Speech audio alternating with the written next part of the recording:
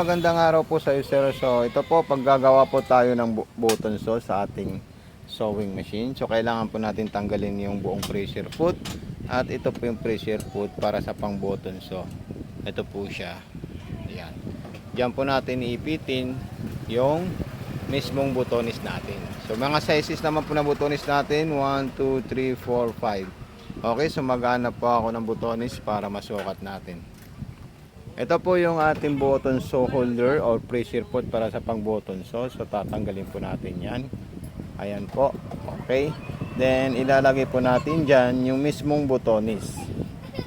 Para ma-estimate natin yung sizes dito sa zigzag na 1, 2, 3, 4, 5. So ganyan lang po siya, sir.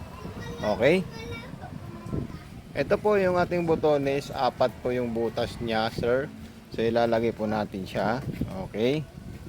Then, itatapat lang po natin itong butonis dito sa may pressure foot natin. So, napakadali lang po yan, sir. Ayan. So, ngayon, naitapat po natin. So, kukunin natin yung zigzag dito.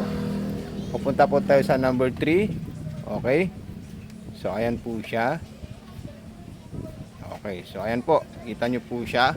Tapos, susunod nyo po dyan, sir, para hindi po tumakbo or umabante yung tela natin kasi gagawa po ito sa button. So ilalagay po natin itong distance. May kita nyo po, nandito po yung distance natin, sir, ha.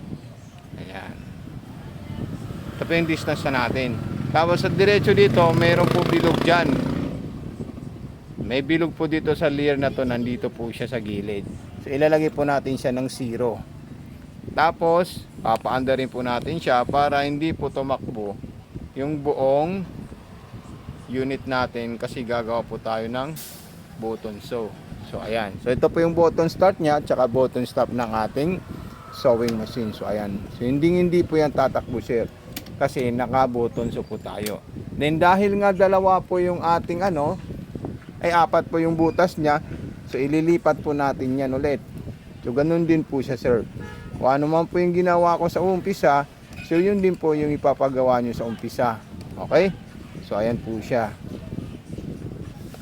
Pagkakaingatan nyo lang po, baka tamaan nyo yung ng butonis. So ayan po siya, sir.